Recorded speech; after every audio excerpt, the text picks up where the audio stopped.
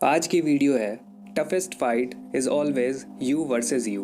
It means negative mindset versus positive mindset. क्योंकि most of the time हम लोग खुद के माइंडसेट और खुद के डिसीजंस के लिए कंफ्यूज रहते हैं या फिर बहुत ज़्यादा टेंशन में रहते हैं। तो ये वीडियो में मैं कोई प्रैक्टिकल सॉल्यूशन नहीं देने वाला कि टेंशन या स्ट्रेस को दूर कैसे करें। इट इज़ मोर अबाउट जिस नज़रिए से देख रहे हो अपनी प्रॉब्लम को, और जो आपका बॉडी या माइंड का जो इमोशनल स्टेट है, जो टेंशन में है, स्ट्रेस्ड आउट है, नेगेटिव थिंकिंग कर रहा है थोड़ी ज़्यादा, उसको कैसे चेंज करना है। तो हो सकता है आपकी लाइफ में किसी चीज़ का बहुत स्ट्रेस आ रहा हो, जैसे एग्ज़ाम्स में आप फेल हो गए हों, चाहे बोर्ड्स के हो या कोई एंट्रेंस एग्ज़ाम हो सकता है आपकी बहुत सारी रिस्पॉन्सिबिलिटीज़ हो फैमिली की, हो सकता है आपके पास पैसा का टेंशन हो, फाइनेंशियल प्रॉब्लम हो या किसी भी चीज़ का टेंशन हो। तो कुछ सिंपल चीज़ें हैं जो आपको अपने दिमाग में डाल लेना चाहिए कि जिसकी वजह से आपने अपना इमोशनल स्टेट अपनी प्रॉब्लम्स के साथ कंबाइन कर दिया है ना, कि अगर ये चीज़ नहीं हो पाई तो मैं तो टूट जाऊंगा। वो जो एसोसिएशन है वो मैं चाहता हूँ वो अलग हो जाए और आप एक प्रॉब्लम को सिर्फ लॉजिकल पर्सपेक्टिव से देखो और जो आपका इमोशनल स्टेट है वो उससे अनअफेक्टेड रहे। क्योंकि जब इमोशनल स्टेट जब अफेक्ट हो जाता है तो आपकी जो जजमेंट है और to ability to take decisions sensibly वो बहुत नेगेटिवली इम्पैक्ट हो जाती है। इसलिए we don't want something like that.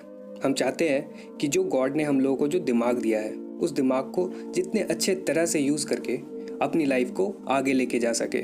तो सबसे पहली बात, जो आपकी सेल्फ इमेज की जो इम्पोर्टेंस है, जो आपने खुद को जो इम्पोर्टेंस दी हुई है, अगर उससे आप कंपैरिजन में अगर अपने घर से 1-2 किलोमीटर पास किसी भी हॉस्पिटल में जाओगे जहां कम से कम हो सकता है 50 से 100 बच्चे मर रहे हों या अभी कोरोना से बहुत सारे लोग मर रहे होंगे, आप अगर उसके बारे में सोचोगे वर्सेस आपकी प्रॉब्लम के बारे में सोचोगे तो ये दिखेगा कि हो सकता है आपकी प्रॉब्लम में लाइफ और डेथ की सिचुएशन ना हो, और अगर आप लाइफ और डेथ की सिचुएशन में नहीं हो तब उतना ज़्यादा अपनी प्रॉब्लम्स को इम्पोर्टेंस नहीं देना चाहिए जितना अभी आप शायद दे रहे हो।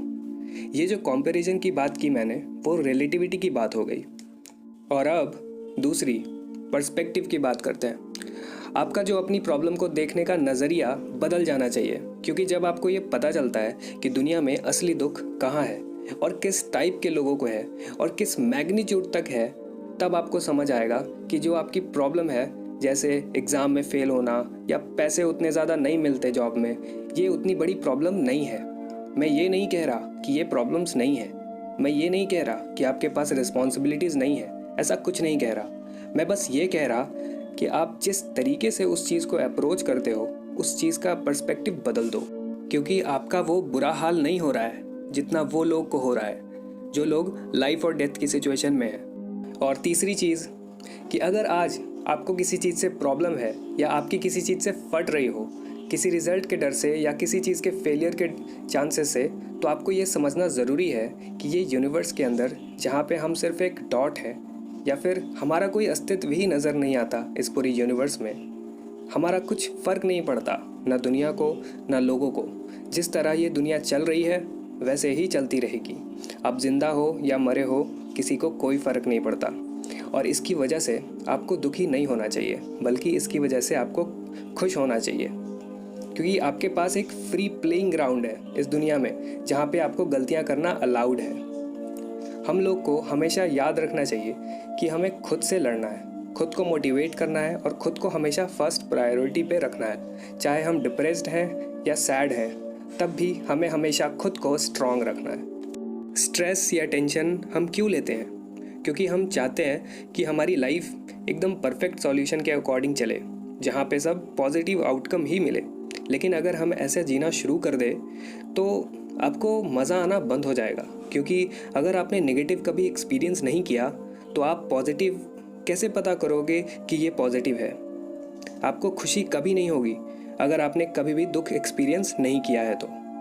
And lastly, try to enjoy your own company and don't expect from other people around you, because अगर आप लोगों की बात करते हो तो वो आपके साथ बस एंजॉयमेंट और टाइम पास के लिए ही रहते हैं, क्योंकि उनको आपके साथ रहना अच्छा लगता है। यू शुड अंडरस्टैंड कि they are a part of your life but not your whole life, so always enjoy your own company. They can't hurt you if you don't care about them. I remember one thing, that I am the only person who is standing in the way of myself. I am the only one who is fighting for myself, and I am winning or I am losing.